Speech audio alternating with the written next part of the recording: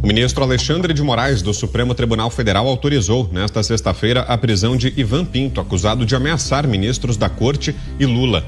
Em suas redes sociais, o mineiro, que se apresenta como terapeuta papo reto, especializado na recuperação de pacientes com vícios em álcool e drogas, disse que reuniria pessoas para caçar magistrados da Suprema Corte e pendurá-los de cabeça para baixo. Em um dos vídeos, Ivan anuncia que possui um grupo de Telegram chamado Caçadores de Ratos do STF, com o objetivo de não permitir que juízes e desembargadores andem entre a população. Segundo Moraes, as manifestações são discursos de ódio e incitação à violência que não foram dirigidas somente a diversos ministros da Corte, como também se destinaram a corroer as estruturas do regime democrático e a estrutura do Estado de Direito. Com esse destaque, a gente abre o programa desta sexta. Guilherme Fiuza, que nos diz, Fiuza, dessa decisão, mais essa decisão do ministro Alexandre de Moraes, do STF. Boa noite para você, Fiuza. Boa noite, Vitor Brown. Boa noite, Ana Paula Henkel, mestre Augusto Nunes, Roberto Mota. Um grande abraço para o Zé Maria Trindade e boa noite a todos.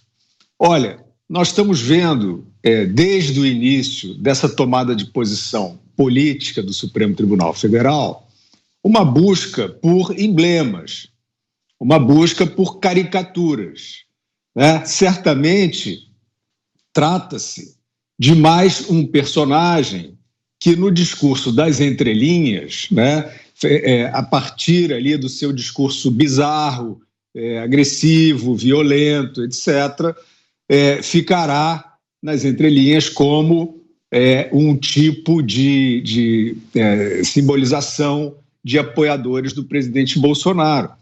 Tanto que não aparecem da parte do Supremo Tribunal Federal e dos seus ministros mais atuantes, politicamente, ações contra diversos outros personagens que já criticaram agressivamente o Supremo Tribunal Federal e já fizeram, enfim, outros tipos de manifestação com agressividade e violência verbal.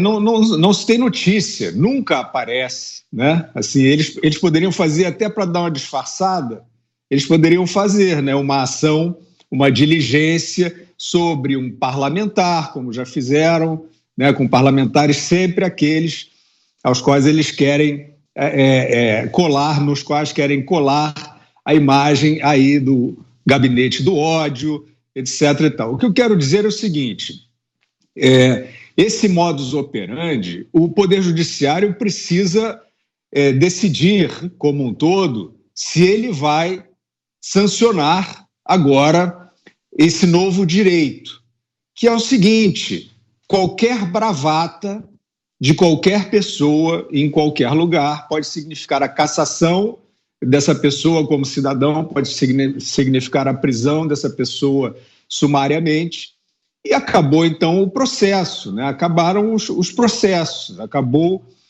o julgamento sobre opiniões, sobre a expressão, né?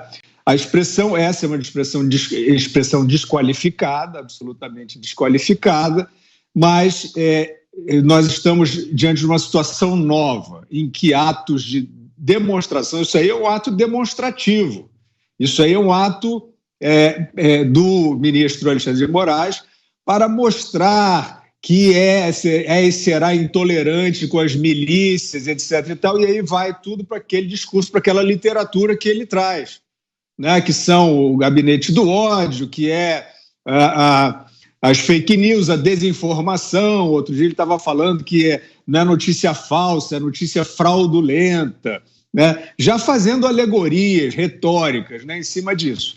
E o que a gente vê, né, na verdade, é que dentro do direito, né, dentro do que nós podemos observar como cumprimento do direito, isso aí não faz sentido, isso são simples alegorias, né? Gabinete do ódio. Então, o Renan Calheiros, por exemplo, Renan Calheiros elogiou o Renan Calheiros, lá na rede social dele, como nós mostramos aqui nos Pingos nos Is. Boa, senador, o Renan Calheiros respondendo ao Renan Calheiros. Ou seja, isso é uma falsidade, isso é uma falsificação, isso é fake. esta autoria fake, ela pode servir para tudo. Nesse momento foi para um autoelogio, mas pode servir para difamar alguém, pode servir para agredir alguém, e pode ser... que tipo de milícia é esse? Pode ser esse. Isso é passível de investigação? Claro que não, porque o Renan Calheiros é aliado do Lula. E até aqui, o Supremo não nos mostrou nenhuma intenção de avaliar, de fazer diligências e tal, daqueles que não são apoiadores do presidente Bolsonaro. Queremos ouvi-lo também, Roberto Mota. Boa noite, Mota. Boa noite, Bal. Boa noite, Ana Paula. Boa noite, Fiuza. Boa noite, grande Augusto Nunes. Um abraço para o Zé Maria. Boa noite para a nossa audiência. Nós devemos rejeitar todo tipo de crime, inclusive crimes cometidos na política, né? O criminoso deve ter uma pena proporcional ao crime que ele cometeu. A gente sempre diz isso. Todos devem ser tratados da mesma forma perante a lei, porque todo cidadão tem os mesmos direitos e deveres. Se o crime contra João é punido, o crime contra José deve ser punido também. Se uma ameaça ao Alexandre é punida, uma ameaça ao Jair deve ser punida também. Infelizmente, não é isso que ocorre no Brasil. Aqui, a aplicação da lei é assimétrica. Jair e seus apoiadores são ameaçados todos os dias e fica por isso mesmo. Até filme com sugestão de assassinato do presidente já foi feito e ficou tudo de boa. As regras que valem para um lado não são as mesmas regras que valem para o outro. É como aquela história do livro A Revolução dos Bichos, do George Orwell, em que os bichos se revoltaram, expulsaram o fazendeiro da fazenda e tomaram o poder em nome da fraternidade, da igualdade. O lema era: todos os animais são iguais. Até que um dia os porcos começaram a andar sobre duas pernas, tomaram o poder e começaram a mandar os outros bichos para a morte. Aí os animais foram lá falar com os porcos, mas o que aconteceu? O nosso lema era que todos os animais são iguais, e aí os porcos responderam: todos os animais são iguais, mas alguns animais são mais iguais do que os outros. Análise agora da Ana Paula Henkel. Boa tarde, Ana. Boa noite, Vitor. Boa noite, Mota. Querido Guilherme Fiuza, mestre Augusto Nunes. Boa noite à nossa audiência maravilhosa. E um abraço bem apertado aí para o nosso querido Zé Maria Trindade. Olha, é inacreditável, né, como a lei no Brasil, ela tem vontade própria, e quando eu falo própria, vontade dos ministros.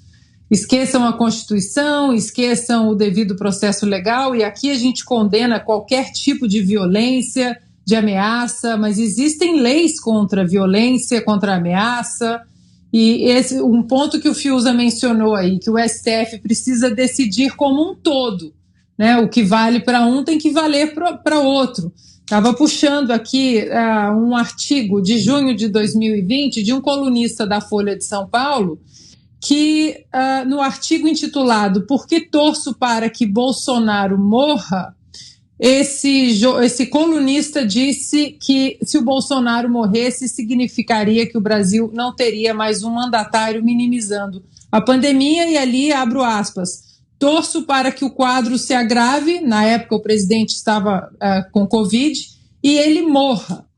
Depois tivemos aí, né, como o Mota mencionou, cenas de filmes ou série, a gente ainda não sabe o que é, aquela arte, entre aspas, né, que mostram aí um ator representando o presidente Bolsonaro sendo assassinado numa motociata. Nós tivemos petistas, vários deles, inflamados nas redes sociais, em vídeos, nas plataformas digitais, dizendo que era necessário fechar o STF, né?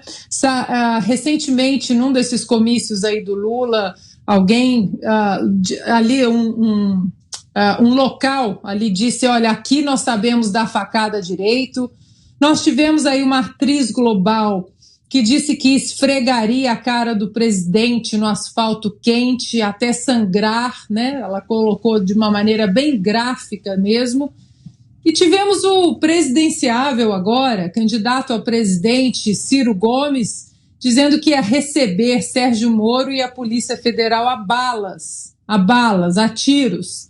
E nada aconteceu. Ou seja, o que nós temos repetido aqui é que há muito em jogo nas cédulas esse ano, que vai muito, muito além do nome presidente Bolsonaro para uma reeleição, do nome ex-presidente Lula, né, com uma volta aí numa manobra ativista do Supremo Tribunal Federal.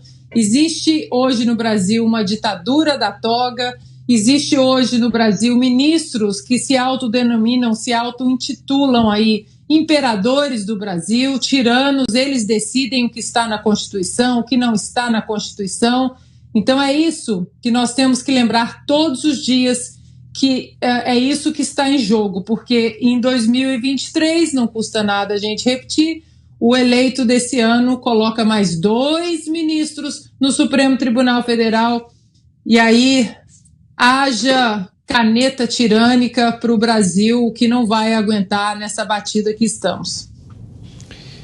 E a opinião agora é de Augusto Nunes. Boa noite, Augusto. Boa noite, grande Vitor. Boa noite, meu amigo Roberto Mota, minha querida parceira Ana Paula, meu irmão Guilherme, Zé Maria, grande abraço, Zé. Boa noite a você que nos acompanha. Isso aqui é mais um passo, né, no caminho apontado no último e ótimo livro do Guilherme Fiuza que comentamos ontem. É mais um passo para a completa supressão da liberdade e a instituição e a disseminação da insegurança jurídica. O inciso 39 do artigo 5º da Constituição diz o seguinte: não há crime sem lei anterior que o defina, nem pena sem prévia cominação legal. Onde é que está escrito que da cadeia dizer qualquer coisa desse tipo sobre o ministro do Supremo e só para eles? E só para eles. Quer dizer, um cineasta pode pode brincar, né, com cenas que simulam a morte, o assassinato do presidente da República. E ele está falando, sim, o autor, do Jair Bolsonaro, porque o personagem tem a aparência do Jair Bolsonaro. Não vem com conversa de que está falando de um presidente em tese e tal. Se não existe lei se sem lei que defina o crime, o Alexandre de Moraes tem o direito de falar, não, vou prender esse aqui porque falou mal de mim, ameaçou a mim, etc. Ele tem de prender também quem fez isso. O cineasta que fez isso. Porque está estimulando, sim, atos de violência contra o presidente da República. Agora, o essencial disso aí é que é ilegal o que está fazendo Alexandre de Moraes. É mais uma ilegalidade.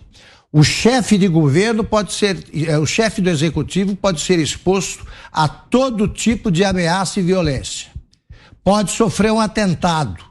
Aí aparece alguém para dizer que o autor é meio doido, não é normal. Ele falou que o jornalista, tentou fazer, o autor do atentado contra o Bolsonaro, o que deixaria feliz o jornalista, como bem lembrou a Ana Paula. Agora, com o Bolsonaro pode tudo. Com o Alexandre de Moraes e seus pares, não. Onde é que está escrito isso? Em que código legal está escrito isso? A Constituição diz o contrário. A gente também recebe ameaça de morte, coisas assim. Por que não prendem os que fazem isso no Twitter? Então, o que está fazendo o Alexandre de Moraes, confirmando o livro do Guilherme, é trabalhando contra a liberdade, trabalhando contra a democracia. E para isso é essencial colocar um ladrão de volta à presidência da República.